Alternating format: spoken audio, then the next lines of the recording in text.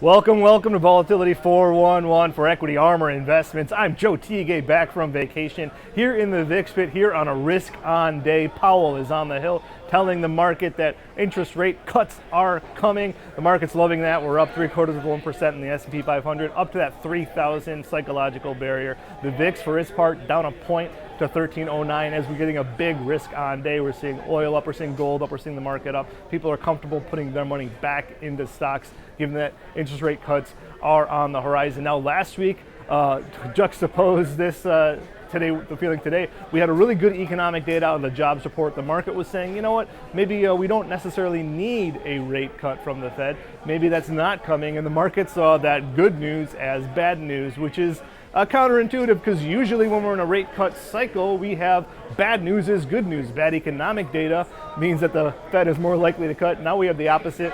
So it's kind of an unusual situation for the market to be in. However, I will say that inflation expectations remain low, and that is the basis for this cut. So we're in a weird spot, and certainly inflation is desired, and if it does materialize, it'll show up in the stock market. So we'll be watching out for that. Now, Monday, coming back from vacation, I always watch the SKEW Index. It's something that I recommend all the people of the show watch too, the Cboe SKEW Index, SKEW, easy for you to say.